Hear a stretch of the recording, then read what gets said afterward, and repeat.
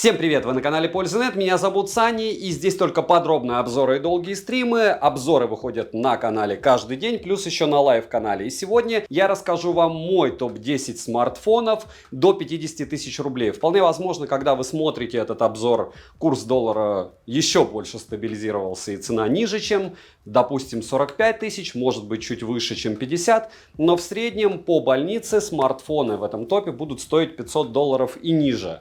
Вопрос того, как вы будете их искать. В этом относительно нудном для многих вступлении, я надеюсь, что вы его хоть раз посмотрите, потому что топов на канале у меня очень много, включая смартфоны. Раз в полгода я делаю топы на смартфоны. Покупаю я все, что мне интересно, иногда даже третий эшелон. Но, разумеется, в категории 50 тысяч рублей никакого третьего эшелона быть не может. Поэтому структурно в описании к ролику у меня есть запись стрима, которому, правда, уже год, но там я объясняю, каким образом нужно подбирать смартфон. То есть вы для себя решаете, какие вам характеристики нужны, необходимы, где вы его планируете покупать, сколько вы планируете с ним ходить. Как мне говорят, Саня, там пиксели 7 лет обещают поддержки. Пиксели вместе с Гуглом что не обещают, обо всем всегда забывают, я вам прямо скажу. И посмотрите, можете за несколько лет по новостям проверить. И из того, что у них работает, можно делить наполовину, а потом еще наполовину. Поэтому самое главное, это включаем голову, что вам надо, забывая о том, сколько у вас есть. Потом все это дело накладываем на ваши финансовые возможности. После того, как вы поймете финансовые возможности, вы должны понять, как скоро вам нужен этот девайс.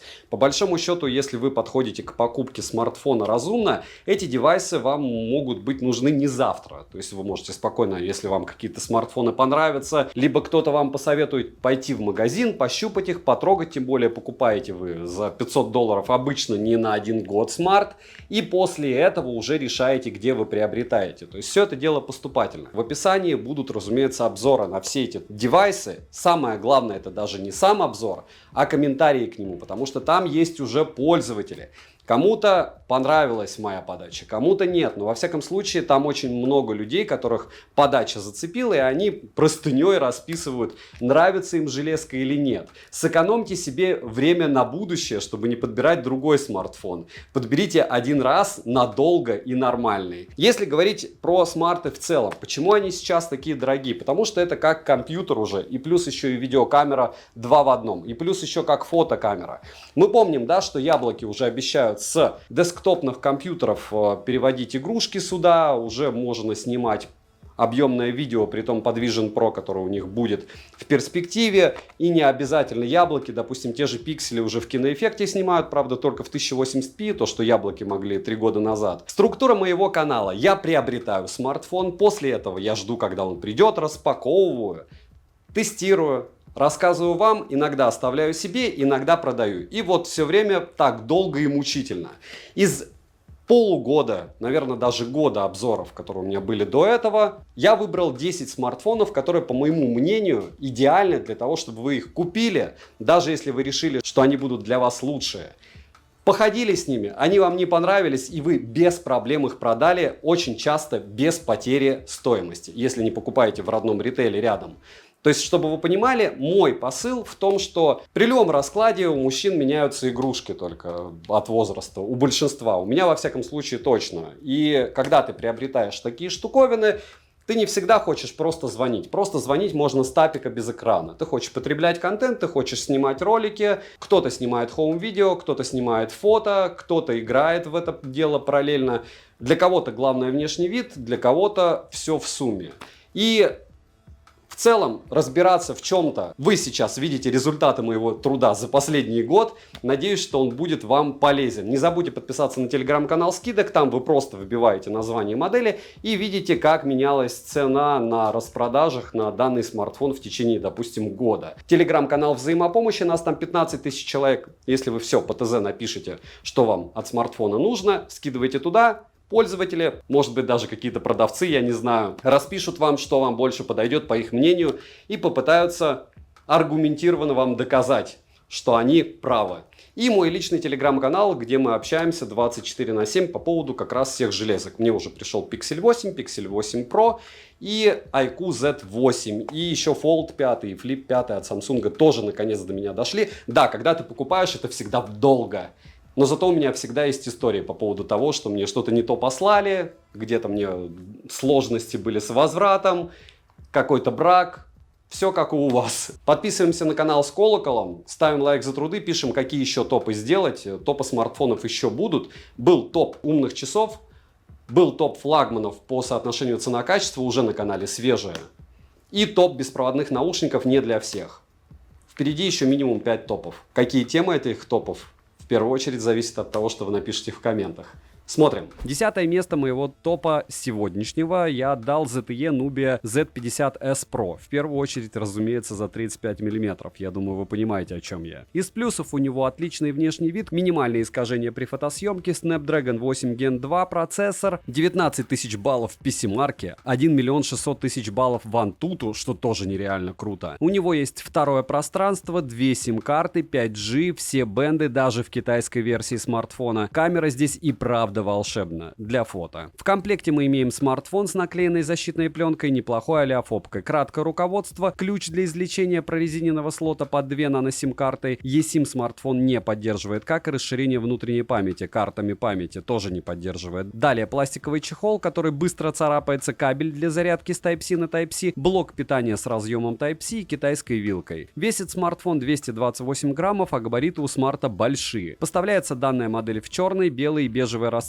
В черной и бежевой расцветке тыльная часть выполнена из телячьей кожи со стеклянной вставкой, а рамка выполнена из алюминия. В белой же расцветке нет никакой эко-кожи. Дизайн смарта интересный, смартфон очень габаритный, он имеет прямые грани, качество материалов отличное, как и сборка. Эргономика устройства неплохая, на корпусе расположена красная рельефная кнопка питания, качели регулировки громкости и удобный переключатель, на который можно повесить любую команду из предоставленных в настройках. Далее есть USB Type-C версии 3.1 Gen 1 с функцией DisplayPort Alt Mode. По моим тестам здесь Type-C версии 2.2. Микрофоны, динамики Dual Smart PA с настройкой DTS-X Ultra и сертификацией HRS Audio. Нижний динамик чуть громче, чем верхний, хотя эту функцию также можно изменять. Качество звука меня не впечатлило, но ничего плохого я сказать не могу. Вибромотор тактильно приятный, но не топовый, не OnePlus-овский. ИК-порт в наличии, а вот мини-джека не завезли, как и защиту от пыли и влаги. За что минус. Bluetooth кодеков на борту достаточно. Оснащен смартфон OLED-дисплеем Q9 на 6,78 дюйма с разрешением 2800 на 1260 пикселей. Экран прямой, рамки минимальные, как и подбородок, цветовой охват 100% DCI-P3, глубина цвета 10 бит, контрастность 8 миллионов к 1, плотность пикселей 452 ppi. Пиковая яркость 1200 нит, запаса яркости немного, но на максималке он выдает больше, чем любой другой смартфон этого же класса, без всякой автояркости. При прямом попадании света на экран яркости достаточно, но смарт может перегреться, и у вас может вырубиться камера. Именно так у меня и произошло. Частота обновления экрана максимум 120 Гц, на выбор также есть 90 Гц, 60 Гц и автоматический режим. Тач на 1000 Гц, мультитач на борту, и на 10 касаний смарт откликается легко и быстро, в отличие от последних айфонов. У них только 5 касаний. Из полезного также есть PWM затемнение на 2160 Гц, шим выше 27% не поднимается, Always On Display в наличии, супер энергосберегающий режим есть в этом смартфоне, как и в других дороже 10 тысяч рублей. Также в смарте есть функция второго рабочего пространства, что очень удобно для многих. Плюс можно еще дублировать приложение. Разблокировать экран можно при помощи сканера отпечатков пальцев, внедренного под экран, распознавания лиц и стандартными способами разблокировки. Сканер отпечатков пальцев работает не лучшим образом, не быстро, а вот распознавание лиц отрабатывает отлично. Завести можно до 5 отпечатков пальцев, притом один и тот же отпечаток пальца заводить можно, а биометрические данные можно завести только одного лица. Процессор здесь установлен Qualcomm Snapdragon 8 Gen 2, графический процессор стандартный Adreno 740, за охлаждение здесь отвечает система площадью 4233 мм квадратных с 9 датчиками NTC, интерфейс MyOS 13 версии на базе Android 13 версии, Google сервисы на борту. Интерфейс на китайском и английском языке, русского в стоке нет, и накатить русификатор можно несколькими способами. К слову, уже продается глобальная версия данного смарта, притом на практически всех площадках, и ценник плюс-минус такой же. Операционная система работает с маленькими микрофризами, но они встречаются редко. Оперативная память LPDDR5X и доступна на выбор 12 или 16 гигабайт. Внутренняя память UFS 4.0 на выбор 256 гигабайт и терабайт. По моим тестам почему-то на 256 гигабайт установлен не этот тип памяти, либо он каким-то образом задушен прям конкретно программно. Имеется поддержка Wi-Fi 6E серии, поддержка 5G сетей с двух сим-карт. Для 4G есть 7 и 20 бенды, при том как в китайской, так и в глобалке. Звучание во время разговора хорошее, датчик приближения и микрофон меня не подводили. Запись разговоров без уведомления собеседника на борту, Bluetooth версии 5.3, NFC смартфон поддерживает, и на данный момент можно установить MirPay и спокойно оплачивать покупки. GPS-тест в городских условиях показывает штатную точность 3 метра, ловит он быстро, емкость аккумулятора 5100 мАч.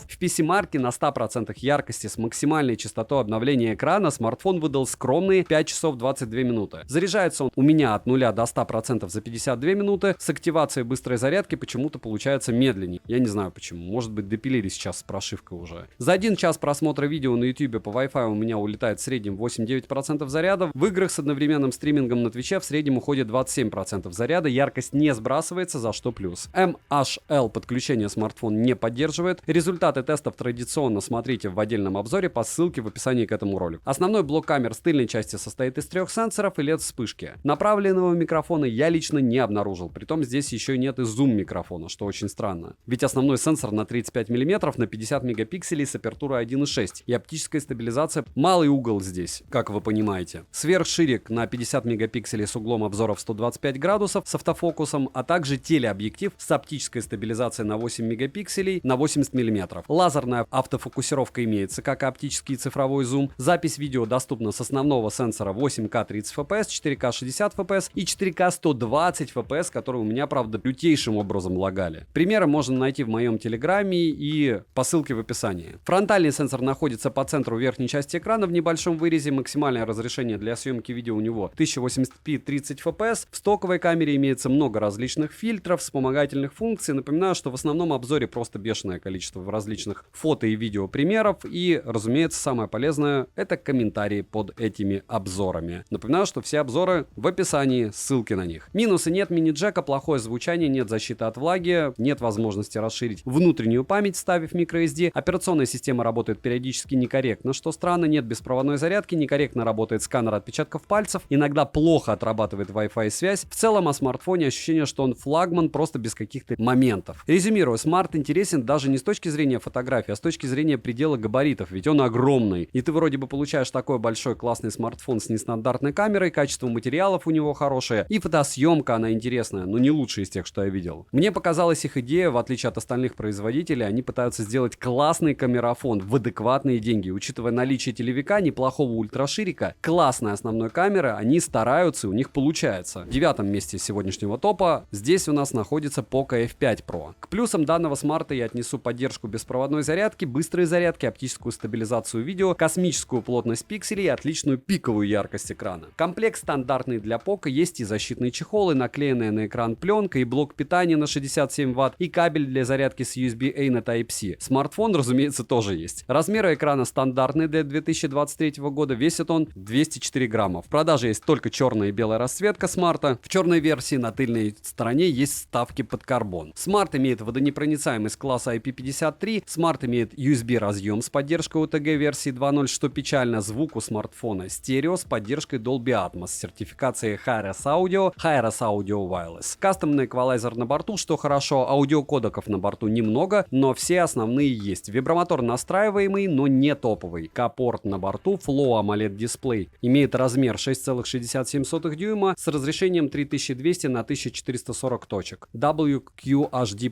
Плотность пикселей Cosmos 526 ppi. Разрешение можно уменьшать для экономии заряда, разумеется. Экран плоский, для игр самое то, рамки не громадные, как и для чтения самое то. Экран покрыт стеклом Corning Gorilla Glass 5-й версии, цветовой охват 100% DCI-P3, глубина цвета 12 бит. Есть поддержка HDR10+, Dolby Vision, адаптивный режим HDR и Pro HDR. Яркость экрана 500 нит, а пиковая 1400 нит. Частота обновления экрана 120 Гц с адаптивным режимом, также есть 60 Гц. Мультитач на 10 касаний, в отличие от последних яблок, проходит на ура. Есть поддержка ширм затемнения на 1920 Гц и выше 20% 10% шим не поднимается. Полноценный АОТ на борту. Разблокирован смарт можно при помощи сканера отпечатков пальцев в экране и с помощью распознавания лиц, а также стандартными способами. Завести можно до 5 отпечатков пальцев, но плохо, что это может быть один и тот же отпечаток. И до 2 лиц можно зарегистрировать для разблокировки тоже. Смарт оснащен процессором Qualcomm Snapdragon 8 Plus Gen 1, графическим процессором Adreno 730. Есть система охлаждения с космической площадью охлаждения. Для простых пользователей мало о чем цифры скажут, главное, как он работает. Правильно, поэтому смотрим на лайв-канале тесты и смотрим обзор на основном канале, если вас заинтересовал смарт, и читаем комменты к нему. Интерфейс MIUI 14 на базе Android 13 версии, разумеется, будет что-то более свежее, когда вы будете смотреть. Оперативная память LPDDR5, на выбор доступно 8 и 12 гигабайт. Внутренняя память типа UFS 3.1, и на выбор доступно 256 или 512 гигабайт. Смарт понимает Wi-Fi 6E серии, Dual 5G, а для 4G есть 7 и 20 band, что хорошо. Датчик приближения отрабатывает корректно. Bluetooth версии 5.3 NFC-модуль позволяет установить MirPay и оплачивать покупки смартфоном. Но это из очевидных моментов использования модуля. Можете также еще наушники подключать соневские, помните, при помощи NFC-шки быстрее. Навигационных систем смарт поддерживает целых 5 штук. Точность стандартная 3 метра, проблем с навигацией не возникает. Аккумулятор имеет емкость 5160 мАч,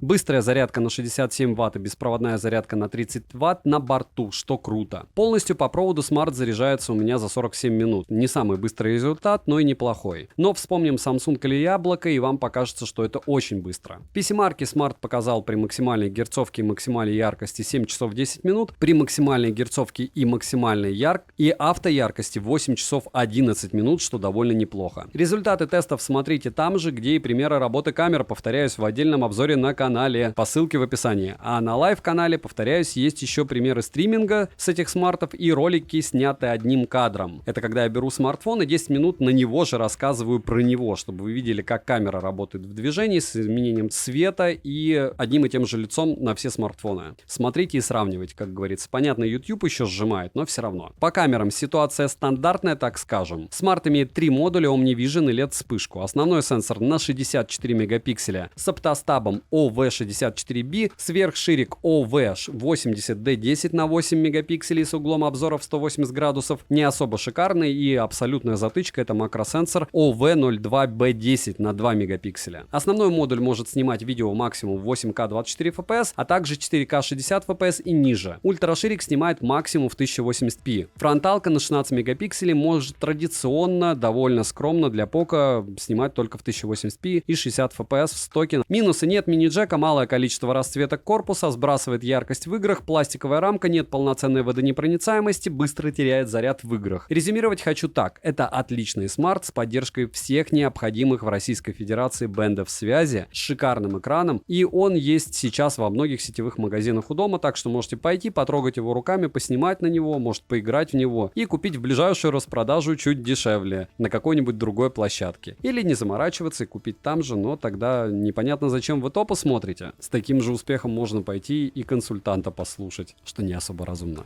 8-е место сегодняшнего топа занимает Oppo Find X6. К плюсам данного смарта я отнесу отличную плотность пикселей экрана, отличную съемку на камеру, хорошую производительность в играх, поддержку русского языка прямо в стоке, Google сервисы и мировую гарантию. Комплект хорош, сам смартфон с защитной пленкой, хороший чехол, ключ для извлечения лотка под 2 нано-сим-карты, блок питания с китайской вилкой на 80 Вт и кабель для зарядки с USB-A на Type-C. Весит смартфон 207 граммов и имеет стандартные габариты. Внешка у смарта отличная. Рамка алюминиевая, а тыльная часть из стекла. Кстати, разъем для питания с USB Type-C OTG здесь в версии 3.1, что круто. Звук у смарта стерео, причем хорошее. Вибромотор поддерживает технологию O-Haptics, силу вибрации, как и тактильный отклик, настроить можно. Bluetooth кодеков более чем достаточно, и К-порт на борту, за что отдельное спасибо. Класс защиты от влаги IP64 скромненько. Смарт имеет изогнутый AMOLED-дисплей на 6,74 дюйма с разрешением 2272 на 1240 точек. Плотность пикселей 450 ppi. Есть поддержка 100% DCI-P3, HDR10+, поддержка 1,7 миллиарда цветов, пиковая яркость 1450 нит, автояркость работает корректно. Частота обновления экрана максимум 120 Гц, динамическая герцовка на борту, тач на 360 Гц. Есть функция высокочастотного шим-затемнения, она работает при яркости ниже 50%. Полноценный АОТ на борту, мультитач на 10 касаний имеется. Разблокировать экран можно при помощи сканера отпечатков пальцев в экране, а также с помощью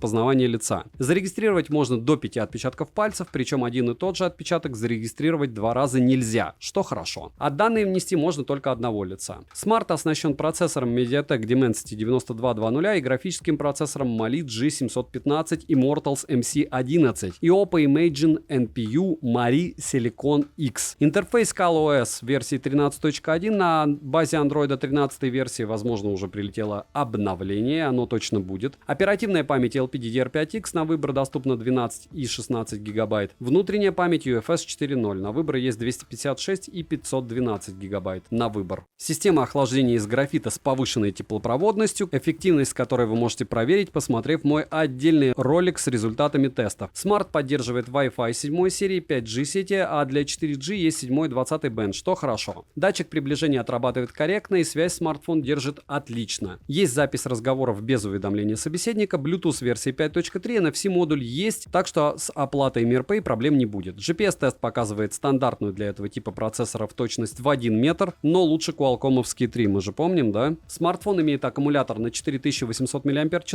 тест PCMark он не смог пройти, что очень странно. Быстрая родная зарядка на 80 Вт может зарядить его до 100% за 40 минут в среднем. Основной блок камер с тыльной части состоит из 3 сенсоров, двойной LED вспышки и направленного микрофона. На секундочку, это прям очень круто. Калибровка цвета от Hasselblad, основной широкоугольный сенсор Sony IMX890 на 50 мегапикселей с автофокусом, оптической стабилизацией и светосилой 1.8. Сверхширик ISOCELL S5 KG N1 на 50 мегапикселей с углом обзора в 112 градусов, автофокусом и макро. И третий модуль телевик с перископом Sony IMX890, также на 50 мегапикселей с автофокусом, светосилой 2.6, оптостабом, трехкратным оптическим зумом и 120-кратным цифровым. Видео основной модуль пишет максимум в 4К 60 FPS, фронталка на 32 мегапикселя с цифровой стабилизацией двухкратным увеличением пишет видео максимум в 1080p и 30 FPS. Качество и фото-видеосъемки меня откровенно порадовало. Повторяюсь, исходники в моей личной телеге можете скачать, посмотреть в обзоре, как это все дело в сжатом виде на YouTube выглядит. Минусы: нет полноценной защиты от влаги, нет поддержки карт памяти, нет мини-джека, нет беспроводной зарядки, небольшой подбородок у экрана. В играх батарея тает довольно быстро. Резюмируя, Smart классно снимает, у него даже без глобальной версии есть русский язык, Google сервисы, но слегка смущают скошенные грани, тротлинг процессора в бенчмарках, и в эту цену есть альтернатива. Как говорится, смотрите, сравнивайте и оценивайте относительно характеристик, которые вам важны, и делайте выбор. Или не делайте его, никто вас не заставляет. Своих покупателей Smart уже нашел и еще найдет, модель хороша. 7-е место сегодняшнего топа я отдал еще одному представителю корпорации BBK, а именно смартфону Vivo X90. К плюсам данного смарта я отнесу топовый вибромотор, хотя и не OnePlus-овский, отличные показатели в бенчмарках, топовые показатели в Storage-тесте, в него великолепно удобно играть, он отлично фотографирует, и у Vivo на данный момент как минимум не было ни разу попытки проблем с активацией смартфонов за пределами Китая, то есть они их не блочили, в отличие от OnePlus и Realme, китайские версии своих смартфонов. Комплект поставки стандартный для Vivo, сам смартфон с наклеенной защитной пленкой, комплектный чехол, ключ для извлечения прорезиненного лотка на 2 нано-сим-карты, кабель с USB Type-C на Type-C, блок питания на 120 Вт, весит смартфон 202 грамма и имеет стандартные для его экрана габариты. В продаже есть черная и голубая расцветка смарта, тыльная часть выполнена из матового стекла, а рамка алюминиевая. Дизайн смартфона отличный, запоминающийся. Разъем USB Type-C OTG версии 2.0, что печально, но стандартно. Звук у смарта стерео, притом хорошее. И кап-порт присутствует. Смарт имеет защиту от влаги стандарта IP64, довольно скромная, но главное она есть. Он имеет AMOLED-дисплей на 6,78 дюйма с разрешением 2800 на 1260 пикселей. В настройках разрешение можно изменять, разумеется. Есть поддержка HDR10+, есть поддержка 1,7 миллиарда цветов, плотность пикселей 453 ppi, пиковая яркость 1300 нит, частота обновления экрана 120 Гц, также есть автогерцовка. Частота регулировки шима 2160 Гц, показатели хорошие. Автояркость отрабатывает быстро и корректно, мультитач на 10 касаний на борту. Полноценный АО также на борту. Разблокировать экран можно при помощи сканера отпечатков пальцев в экране и распознавания лица. Завести один и тот же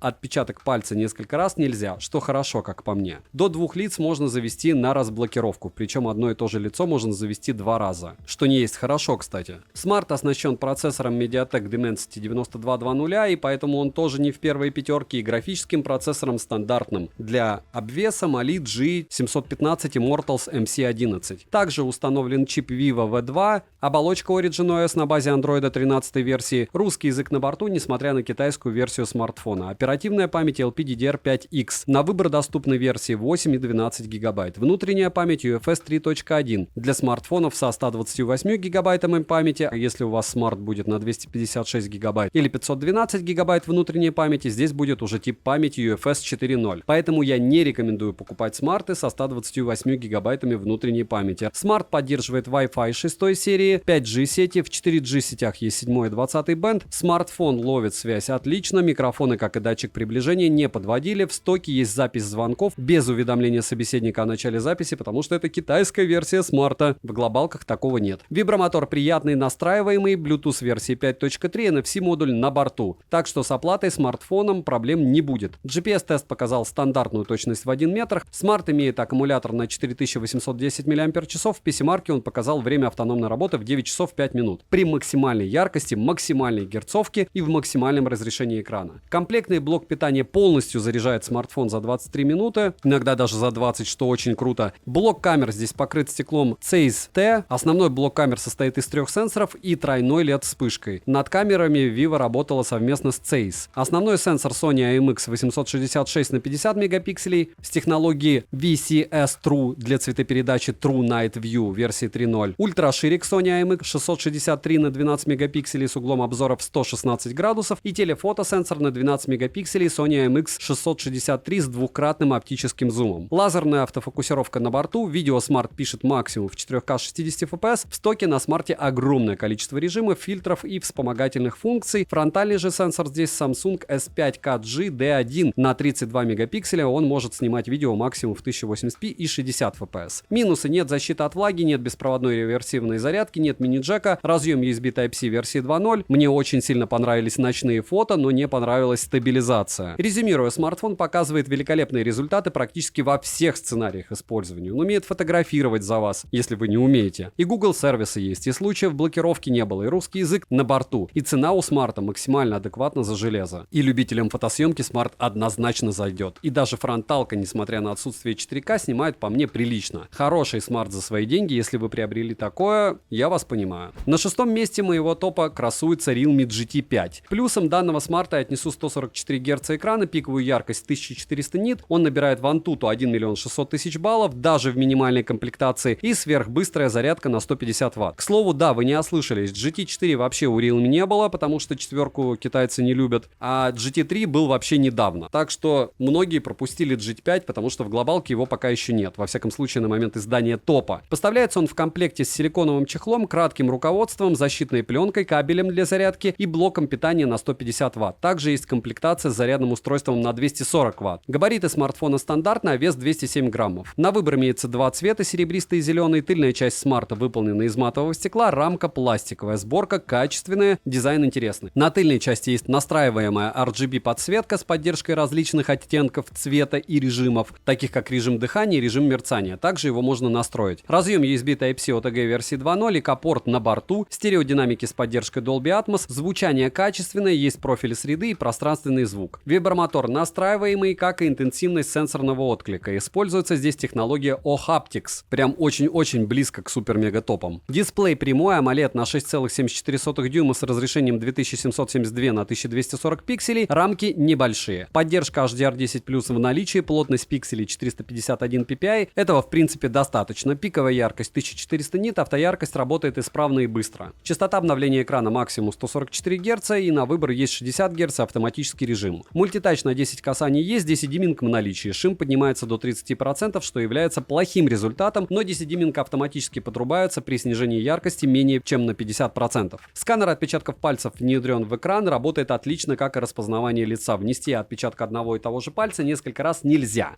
Зарегистрировать биометрические данные можно только одного лица. Процессор Qualcomm Snapdragon 8 Gen 2, графический процессор Adreno 740, интерфейс Realme UI версии 4.0 на базе Android 13 версии, оперативная память LPDDR5X и доступна на выбор 12 или 16 гигабайт. Внутренняя память UFS 4.0 на выбор доступна 256 и 512 гигабайт. В версии с зарядным устройством на 240 Вт доступно 24 гигабайта оперативки и 1 терабайт внутренней памяти. Поддерживается высокоскоростной Wi-Fi 7 серии, сети 5G, поддержки 20-го бенда. В китайской версии этого смарта нет нет, в глобалке, конечно, будет, но в китайской версии 7 бенд. eSIM Smart не поддерживает, напоминаю, что в Китае вообще не найдете смартов, которые их поддерживают. Связь ловит он хорошо, микрофон и датчик приближения отрабатывает корректно. Bluetooth версии 5.3, NFC модуль есть, MirPay встает, навигация работает отлично. Емкость аккумулятора 5240 мАч, заряжается он от родного адаптера питания на 150 Вт с 0 до 100 за 20 минут. Беспроводной зарядки нет, как и реверсивной. Все подробнее, разумеется, в полном обзоре на канале по ссылке в описании. PC-марки при 120 Гц на 100% яркости смартфон выдал 8 часов 48 минут. Поддержки MHL подключения нет, в играх за час с одновременным стримингом требует 36% заряда. Есть режим GT, яркость Smart не сбрасывает, но FPS падает, расход заряда аккумулятора не оптимизирован. Основной блок камер с тыльной части состоит из 3 сенсоров и двухцветной LED-вспышки. Основной сенсор Sony IMX890 с оптостабом, апертурой 1,9 на 50 мегапикселей, сверхширик Sony IMX 355 на 8 мегапикселей с углом обзора в 112 градусов и макросенсор на 2 мегапикселя. Запись видео доступна в максимальном разрешении 4К 60 FPS, фронтальный же сенсор на 16 мегапикселей. Максимальное разрешение для съемки видео у него только 1080p 30 FPS. Минусы: нет 20-го бенда, пластиковая рамка, телевика нет беспроводной зарядки, нет мини-джека, стабильность низкая, нельзя использовать две симки одновременно, по крайней мере я не смог. И существует гипотетическая возможность блокировки, плохой ультраширик и фронталка, нет защиты от влаги, вставить microSD, как и везде, практически нельзя, eSIM нет, потому что китайская версия, и 8К разрешения нет. Но если не придираться, за эти деньги это отличная покупка. Поэтому если вы любите играть и качество камер вас не особо волнует, хотя они здесь и неплохие, это отличный вариант. На 5-м месте сегодняшнего топа красуется Vivo iQOO Neo 8 Pro. И да, это необычный смартфон. Почему? Потому что Vivo придумала iQOO для того, чтобы делать игровые смартфоны. Но потом iQOO выросла во что-то большее, и фактически сейчас это чуть ли не конкурент OnePlus. К плюсам данного смарта я отнесу отличный экран на 144 Гц, быструю внутреннюю память, хороший быстрый процессор и отличную внешность. Комплект для iQOO стандартный, есть смарт с наклеенной защитной пленкой, чехол, блок питания на 120 Вт и кабель для зарядки с Type-C на Type-C. Габариты смарта стандартные, весит он 194 грамма. Слот для сим-карт прорезинен. В китайской версии смарта, что у меня была на обзоре, в стоке есть русский язык, разумеется. Там есть Google сервисы, ставите Play Market и пользуетесь. И на некоторые версии iQOO, к слову, даже есть глобальные версии прошивок. Смарт продается в черной, красной и зеленой расцветке. Дизайн смартфона необычный, выглядит он хорошо. Тыльная часть моей версии выполнена из искусственной кожи, а блок камер имеет карбоновую текстуру. Рамки пластиковые, к сожалению. Звук у смарта стерео неплохой. Вибромотор хороший, настраиваемый. Аудиокодеков на борту достаточно, сами их видите. Смарт оснащен плоским AMOLED-экраном от BOE на 6,78 дюйма с разрешением 2800 на 1260 точек. Плотность пикселей в 452 ppi, пиковая яркость 1300 нит. Максимальная частота обновления экрана 144 Гц, также есть 60 Гц и автогерцовка. Тач на 1200 Гц, мультитач на 10 касаний, естественно, на борту. Шим затемнения до 2160 Гц, показатели шима выше 19% не поднимаются, что очень хорошо. Полноценный Always On Display AOT в наличии. Разблокируется смарт при помощи сканера отпечатков пальцев в экране и распознавания лица. Зарегистрировать один и тот же отпечаток пальца нельзя, что хорошо. Процессор установлен MediaTek Dimensity 9220+, также установлен сопроцессор V1+. Графический процессор Immortal с Mali G715 MC11, интерфейс Origin OS 3 на базе Android 13 версии. Google сервисы на борту. Микрофризы встречаются, но очень редко. Оперативная память LPDDR5X. Доступно только 16 гигабайт, внутренняя память UFS 4.0 и на выбор доступно 256 или 512 гигабайт, хотя на Али я встречал и версии на 1 терабайт. Есть поддержка 5G сетей. В 4G сетях есть 7 бенд, а вот 20-го бенда нет. Связь смартфон держит хорошо, датчики приближения работают корректно. Есть запись разговоров без уведомления собеседника о начале записи. Bluetooth версии 5.3, NFC модуль есть, так что устанавливаем MirPay и спокойно расплачиваемся смартфоном. GPS-тест стандартно показывает точность до 1 метра в городских условиях. Емкость аккумулятора 5000 мАч.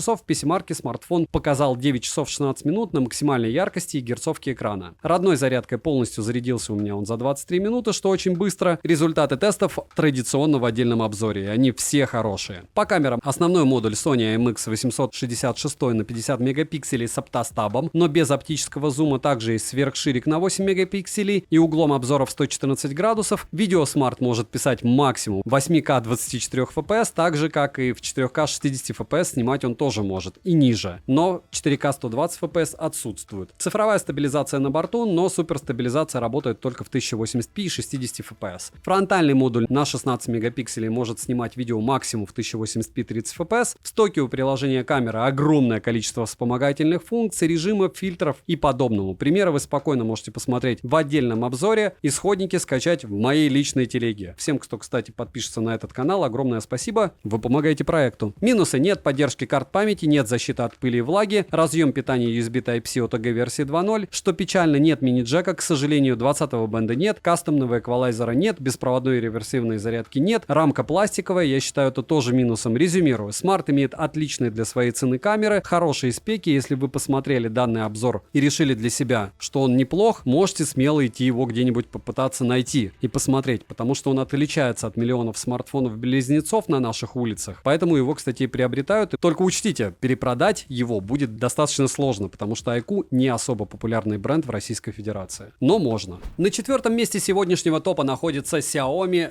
13T Pro, свеженький. К плюсам данного смарта я отнесу защиту от влаги стандарта IP68, последний процессор MediaTek Dimensity 9200+. Он может снимать на основную камеру в разрешении 8К, стереозвук и пиковой яркости его экрана целых 2600 нит. В комплекте вы получите ключ для извлечения слота по 2 нано-сим-карты, простейший силиконовый чехол, сам смарт, кабель с USB-A на USB-C и блок питания на 120 Вт. Весит смартфон без чехла 206 граммов, а габариты у него стандартные для его размера экрана. Дизайн смарта по мне неплохой, тыльная часть, правда, глянцевая, выполнена из стекла, рамки пластиковые. Сборка и качество материалов хорошие, но без чехла смарт быстро по мне царапается и заляпывается. Притом даже в чехле я умудрился, что у него, что у 13T, блоки камер поцарапать. Разъем USB Type-C OTG по моим тестам версии 2.0, а жаль. Стереодинамики с громким и довольно качественным звуком на борту, есть предустановки звучания и кастомный эквалайзер. Вибромотор приятный, настраиваемый, мини-джек отсутствует, а эко-порт в наличии. Оснащен смарт прямым AMOLED-дисплеем на 6,67 дюйма с разрешением 2712 на 1220 пикселей. Поддерживает он Dolby Vision HDR10, HDR10+, и HLG. Есть полноценный Always On дисплей, плотность пикселей 446 ppi. Пользоваться смартом можно без проблем даже на солнце. Автояркость работает без нареканий. Частота обновления экрана максимум 144 Гц, есть и автоматический режим тоже. Мультитач в наличии, на 10 касаний одновременно экран откликается без проблем. DC-диминг на борту, шим хоть и небольшой, но есть. Сканер отпечатков пальцев в экране работает хорошо, но завести несколько отпечатков пальцев одного и того же пальца можно. И это нехорошо. Распознавание лица срабатывает даже под углом, завести можно до 2 лиц, но плохо, что 2 раза можно завести одно и то же лицо. Процессор здесь MediaTek Dimensity 9200+, поэтому он, кстати, на таком не особо высоком месте в моем топе. Графический процессор Mali G715MC11, операционная система MIUI 14 Global на базе Android 13 версии. Надеюсь, что когда вы смотрите, уже новые прилетели. Они будут еще долго прилетать. Это новый смартфон, свежая модель. У меня на руках была комплектация с 12 гигабайтами оперативной памяти и 512 гигабайт внутренней памяти UFS версии 4.0. Также есть версия на 256 гигабайт и даже на 1 терабайт. Поддерживается высокоскоростной Wi-Fi 6 версии, eSIM 5G сети. Для 4G есть поддержка 7 и 20 бенда, что хорошо. Звучание во время разговора хорошее. Bluetooth версии 5.3, NFC поддерживается, MirPay встает без проблем. GPS-тест показывает точность в 1 метр, емкость аккумулятора 5000 мАч, в PC-марке выдал 7 часов 31 минут. Тест я проводил при 144 Гц на максимальной яркости. Есть поддержка быстрой зарядки на 120 Вт, у меня от 0 до сотки он заряжался за 23 минуты. Подключение MHL не поддерживается. Над камерами Xiaomi работали совместно с Leica. Основной сенсор на 50 мегапикселей с оптостабом, сверхширик на 12 мегапикселей и портретный сенсор на 50 мегапикселей. Запись видео доступна в максимальном разрешении 8К 24 FPS, 4К 60 FPS и ниже. Фронтальный сенсор на 20 мегапикселей имеет разрешение для съемки видео в 1080p 30 FPS, что очень даже печально. И понятно, что они дублировали нам Redmi K60 Ultra, обзор на который на канале, только сенсор здесь основной другой, а так то же самое, те же тапки, только в профиль и на 20% дороже. Так что кому устроит китайская версия, смотрим на канале обзор и на ультру и оцениваем, что вам лучше. Минусы: маркий корпус, шим, нет мини-джека, нельзя расширить внутреннюю память картой памяти, сброс яркости в играх, фронталка традиционно слабая, к сожалению. Напоминаю, что на лайв-канале есть обзор одним кадром на все популярные смартфоны, то есть я хожу с ним, смотрю в его камеру и рассказываю вам об этом смарте в течение 10 минут. Вы видите, как работает камера. И второй момент, на такие смарты у меня еще есть тестирование в Твиче. В онлайне я играю в PUBG. Беспроводной зарядки, повторяюсь, у него нет, поэтому чистокровным флагманом его не назвать. Плюс смарт быстро разряжается. Резюмирую, у смарта отличный основной модуль камеры, защита от влаги, прекрасная стабилизация при видеосъемке, выглядит он достойно и дорого. И если вы согласитесь мириться с его недостатками, которые я перечислил, это отличный выбор. Плюс максимально популярный бренд в России. Тройку лидеров сегодняшнего топа открывает OnePlus Ace 2 Pro. Из плюсов у него отличная стабилизация при видеосъемке в 4К 60 FPS, великолепно оптимизированное ПО, новейший процессор, он классно оптимизирован под игры, и несмотря на то, что у него защита от влаги не заявлена, я его топил, потому что они обещают, что он будет при дожде понимать ваши отпечатки пальцев на экране. Он у меня не погиб, чему я несказанно рад. В комплекте мы имеем неплохой силиконовый чехол, краткое руководство, сам смартфон с наклеенной защитной пленкой, адаптер питания на 150 Вт, фирменный кабель для зарядки с USB-A на Type-C, ключ для извлечения прорезиненного слота под 2 нано-сим-карты. Габариты смарта стандартно, весит он 211 граммов. Приобрести OnePlus Ace 2 Pro можно в серой и зеленой расцветке. Притом тыльная часть выполнена из стекла, а рамки пластиковые. Качество материалов отличное, как и сборка, разъем USB Type-C версии 2.0, динамики стерео, качество звука хорошее. Есть механический переключатель режимов звука, ура! Вот я эту штуку люблю. И зря айфоны последние у 15 Pro и 15 Pro Max кнопку сделали. Смартфон поддерживает Dolby Atmos. В настройках можно выбрать профиль сценария или профиль среды. Кастомного эквалайзера в стоке нет. ИК-порт в наличии, мини-джека не завезли как официальную защиту от влаги и пыли, но, повторяюсь, я его топил, он у меня выжил, все еще живой, но так делать нельзя. Сенсорный отклик OH-Haptic с полноценной настройкой также на борту, самый крутой вибро, что я встречал. Можете написать, может быть, у кого-то есть по ощущениям лучше. Смартфон оснащен AMOLED-дисплеем на 6,74 дюйма с разрешением 2772 на 1240 пикселей и закругленными краями. Подбородок есть, но небольшой, поддерживает он HDR10+, экранчик, цветовой охват 100% DCI-P3, разумеется, плотность пикселей между флагманом и средняком 450 ppi, что хорошо, но читать не так комфортно. Пиковая яркость 1600 нит, при прямом попадании света на экран яркости достаточно, запас есть, его в целом тоже хватает. Адаптивная регулировка яркости работает корректно, есть адаптация цвета к окружающему освещению, режим комфорта для глаз, улучшение цвета видео, улучшение резкости и другие различные функции. Частота обновления экрана 120 Гц, есть автоматический режим и в настройках можно выбрать меньшую герцовку. Мультитач на борту и на 10 касаний экрана откликается хорошо. Показатели шима не радуют, шим поднимается до 36%, полноценный АОТ в наличии, сканер отпечатков пальцев отрабатывает быстро. Завести можно до 5 отпечатков, один и тот же отпечаток завести нельзя. Распознавание лица срабатывает великолепно, внести биометрические данные можно только одного лица. Процессор установлен Qualcomm Snapdragon 8 Gen 2, графический процессор Adreno 740, все штатно, интерфейс ColorOS 13.1 на базе Android 13 версии. Система работает отлично, оптимизация хорошая, оперативная память LPDDR5X и доступна на выбор 12, 16 и 24 гигабайта. Внутренняя память UFS 4.0 и на выбор 256, 512 гигабайт или 1 терабайт. Имеется поддержка Wi-Fi 7 серии, поддержка 5G сетей. Для 4G 7 бенд есть, 20 отсутствует, как и бенд N79 для 5G, кому он нужен. Поддержки eSIM нет. Датчик приближения срабатывает хорошо, запись разговора в стоке есть. Bluetooth версии 5.3 NFC смартфон поддерживает, можно устанавливать MirPay. Из навигации на борту GPS, GLONASS, Galileo, Beidou и QZSS. Емкость аккумулятора 5000 мАч.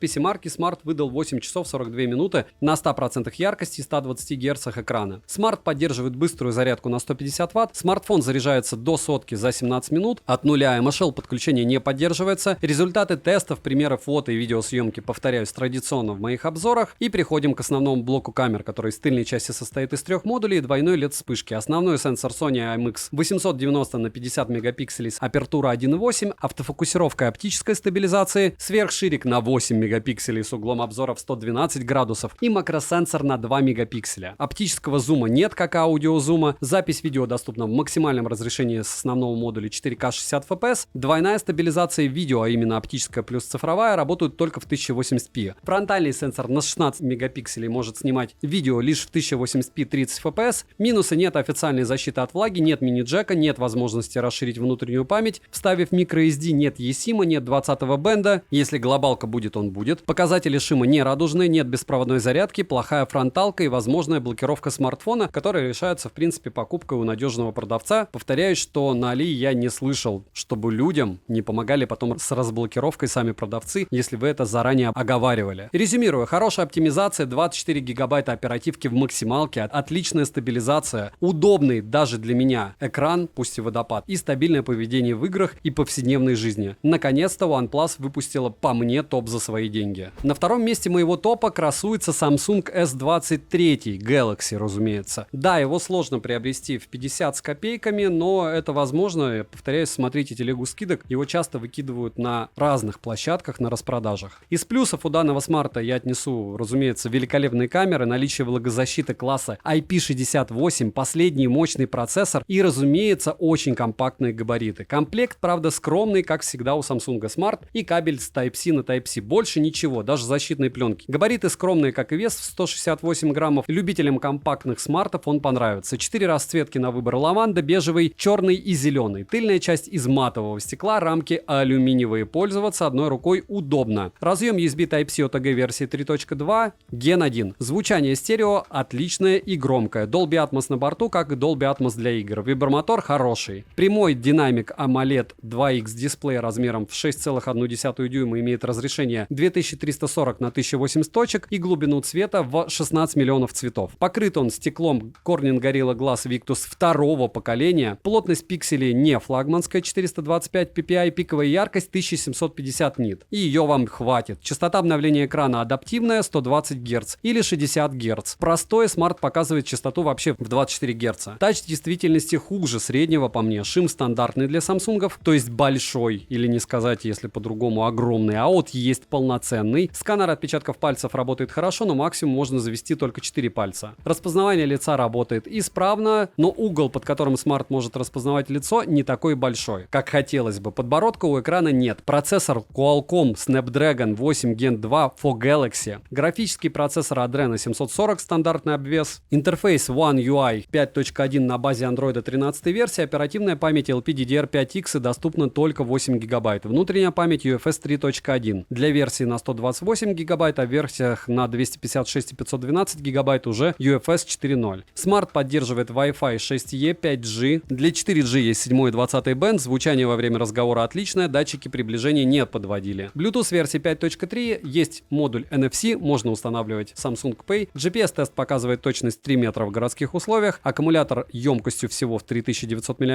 но в PC-марке он показывает 9 часов 39 минут, и это на максимальном разрешении экрана и яркости с динамической герцовкой. Смарт поддерживает быструю зарядку всего на 25 Вт и беспроводную на 10 Вт и реверсивную. Полностью заряжается он примерно за 80 минут, что медленно в 2023 году. Экрана хватает в среднем на 5-7 часов в зависимости от сценариев использования. Процессор тротлит, и это заметно даже без тестов. Конечно, тесты он все прошел, хоть и со скрипом, но проц, как всегда, у Samsung через одно место сделан. Хотя вроде бы у всех одинаковые процессоры, да, а вот оптимизация разная. Основной блок камер с тыльной части состоит из 3 модулей и LED-вспышки. Основной широкоугольный сенсор Samsung S5KG N3 на 50 мегапикселей с оптостабом и 3X оптическим зумом и фазовым автофокусом. Сверхширик Sony IMX564 на 12 мегапикселей с углом обзора в 120 градусов, но без автофокуса. И телевик от Samsung на 10 мегапикселей с оптостабом. Видео смарт может писать максимум 8К 30 FPS, также есть поддержка записи в 4К 60 FPS, разумеется. Ограничений по времени записи, когда я его тестировал, не было. В стоке много режимов видео и фотосъемки. Фронталка на 12 мегапикселей с автофокусом может снимать видео максимум в 4К и 60 FPS. Фото получаются достойные. Минусы: скромный аккумулятор, малое время автономной работы, зарядка на 25 Вт, смартфон тротлит, комплект поставки скромный, шумы при видеосъемке, шим космический, у сверхширика нет автофокуса, медленная память у версии на 128 гигабайт и цена завышенная. Автономность в играх по мне никакая. Резюмирую, главное достоинство смартфона — это его размеры. Да, у него есть официальная защита от влаги, но среди компактных смартов альтернатив на данный момент немного, и не пишите мне про Asus. Цены на него уже более-менее адекватные, притом давно, поэтому к покупке я его могу смело рекомендовать. И на первом месте сегодняшнего топа стоит у нас Xiaomi 13. Да, его в китайской версии даже при этом космическом курсе доллара реально купить за 50 с маленькими копейками. Потом перешить, и получится у вас хороший смартфон. Но это лирика, может быть, к тому моменту, как вы смотрите, курс стабилизировался или вернулся на круги своя, и его уже можно купить чуть ли не за 30. Из плюсов у него прилично улучшилась видеосъемка, на борту влагозащита, отличный комплект поставки. В комплекте есть блок питания на 67 Вт, чехол, защитная пленка, наклеенная на экран. В общем, все по фэншую. Габариты у смарта небольшие, вес 189 граммов. 4 расцветки на выбор: черная, белая и зеленая, а вот голубая в глобальной версии отсутствует. Тыльная часть выполнена из глянцевого стекла, а рамка алюминиевая. Он имеет защиту от влаги и пыли стандарта IP68, разъем USB Type-C OTG версии 2.0, что и плохо, как по мне. Видите, даже у первого места есть недостатки. Звук стерео, громкости достаточно. Есть сертификация Hi-Res Audio, Hi-Res Audio Wireless, Dolby Atmos. Основные Bluetooth кодеки на борту, вибромотор приятный и настраиваемый, и капорт стандартный для Xiaomi в наличии. Смарт оснащен дисплеем AMOLED E6 на 6,36 дюйма с разрешением 2400 на 1080 точек и покрыт стеклом Corning Gorilla Glass 5 версии с поддержкой 100% DCI-P3. Dolby Vision, HDR10+, True Color, все как мы любим. Плотность пикселей 414 ppi, частота обновления экрана максимум 120 Гц с технологией Adaptive Sync на борту. Также есть 60 Гц. Яркость 1400 нит, а пиковая яркость 1900 нит. Датчик освещенности работает отлично, яркость экрана будет достаточно всем. Тач на 240 Гц, шим есть, но при активации DC-димминга он не превышает 20%. Always on Display в наличии, полноценный. Сканер отпечатков пальцев в экране работает отлично, лицо распознается даже под углом. Завести можно до 2 лиц и до 5 отпечатков пальцев. Минус лишь в том, что можно несколько раз завести один и тот же отпечаток и 2 раза одно и то же лицо. Процессор Qualcomm Snapdragon 8 Gen 2, графический процессор Adreno 740, есть фирменный Xiaomi Surge G1 чип, оболочка MIUI 14 на базе Android 13 версии была на момент моего обзора, опять же там уже, может быть, обновы прилетели несколько раз. Оперативная память LPDDR5X, на выбор доступно 8 или 12 гигабайт. Внутренняя память UFS 3.1 в версии со 128 гигабайтами внутренней памяти, а в версиях на 256 гигабайт и 512 гигабайт внутренней памяти уже установлена память типа UFS 4.0. Смарт поддерживает Wi-Fi 6E версии, 5G и 4G сети. Есть поддержка 7 и 20 бенда в глобалке, в китайской версии нет. На китайскую версию обзор был, кстати, отдельный. Bluetooth версии 5.3, NFC поддерживает MirPay и GPS-модуль с поддержкой популярных навигационных систем тоже в наличии. Аккумулятор на 4500 мАч в PC-марке показал время автономной работы в 9 часов 16 минут. На максимальной яркости экрана и 120 Гц это просто отличные показатели. Смарт поддерживает быструю зарядку на 67 Вт, беспроводную на 50 Вт и реверсивную на 10 Вт. Заряжается до сотки в среднем за 44 минуты. Основной блок камер с тыльной стороны состоит из 3 сенсоров и двойной LED-вспышки. Направленного микрофона нет. Над камерами Xiaomi работала совместно с Leica. Основной модуль 50 мегапикселей с Hyper OIS оптической стабилизацией, технологией Super Pixel 4 в 1 и апертура 1.8. Ультраширик на 12 мегапикселей с углом обзора в 120 градусов и телефотосенсор на 10 мегапикселей с оптостабом. Видео с основного модуля Smart пишет максимум 8К при 24 FPS, 4К 60 FPS также на борту. Оптический цифровой зум в наличии. В стоке много режимов съемки, фронталка на 32 мегапикселя с технологией Super Pixel 4 в 1 с углом обзора в 89 градусов. Может снимать видео максимум в 1080p и 30 FPS. Это, разумеется, лютейший фейл. Если вам нужна фронталка, вам нужно смотреть на второе место этого топа. Только у него из всего топа более-менее приличная фронталка. Напоминаю, что все исходники фото-видео можно посмотреть в моей личной телеге. Минусы: нет 4К для фронталки, марки корпус, нет мини-джека и память не расширить. Смартфон довольно сильно греется при различных сценариях использования. Старый USB Type-C разъем. Но при всех этих недостатках это очень удачный смартфон на данный момент. Это компактный смарт, при этом он довольно мощный. Если не брать во внимание качество фото и видео фронталки, он однозначный лидер по соотношению цена-качество за эти деньги на данный момент. Это так. Что будет через полгода, никто не знает. Через полгода я сделаю новый топ-10 смартфонов. Напоминаю, что все эти смарты я покупал, тестировал, после этого продавал, часть из них я оставлял, какие-то дарил. И это мое субъективное мнение, основанное на моем опыте длительном. Не забудьте подписаться на телеграм-канал скидок взаимопомощи, мой личный телеграм-канал по ссылкам в описании. Напишите в комментах, какие бы еще топы вы хотели увидеть. Надеюсь, что мое мнение вам во всяком случае полезно. Вы можете его не разделять, это абсолютно разумно. Но время, я надеюсь, вам сэкономил. Я ваше время ценю. И резюмировать я хочу довольно просто. Смотрите, все зависит от целей и задач.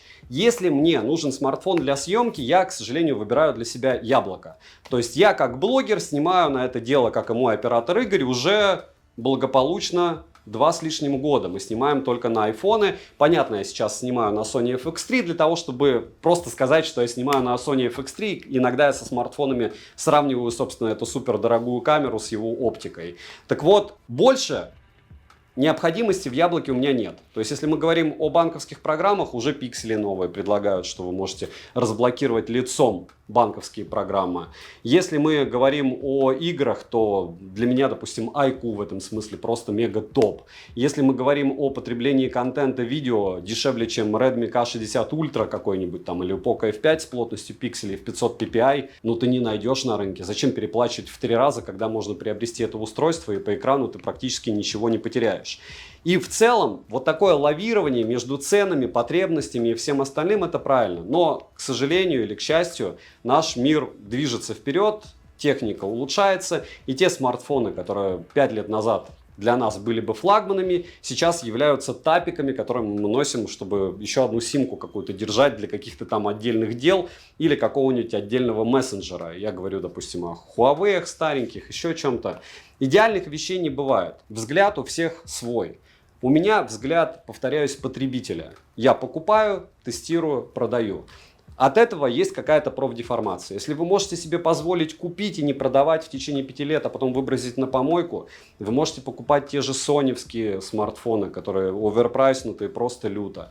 Если вы можете себе позволить лагучие оболочки третьего эшелона, то у вас вообще просто непочатое поле того, что вы можете покупать, даря деньги и, разумеется, не продать их не потому, что вы не хотите продать, а потому что вы не продадите какие-нибудь флагманы третьего эшелона хотя бы за половину стоимости.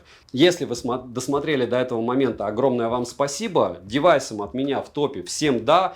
У всех есть какие-то супер фишки, за которые я бы их советовал покупать.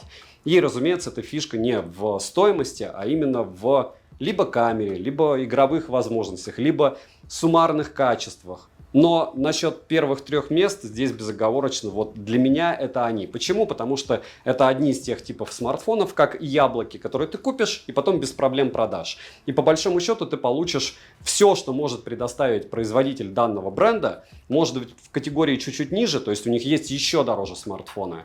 Но по большому счету это те же тапки, только в профиль. То есть там изменения минимальные. Если брать, допустим, у Samsung ты получаешь стилус, чуть больше экрана. Если брать у Xiaomi, окей, у тебя будет чуть-чуть лучше камера, ладно, для кого-то прям конкретно лучше телевик, но по большому счету тоже тот же процессор, плюс-минус тот же экран и слишком все близко. То есть это не субфлагманы, это флагманы, но поменьше.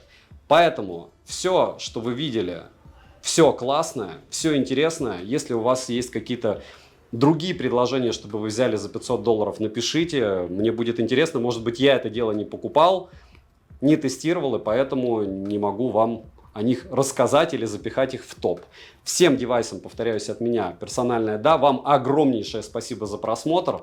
Надеюсь, топы вам интересны. Приходите на стрим 11.11. Буду разыгрывать Honor Magic 5 Ultimate. Добра и удачи вам, дорогие друзья.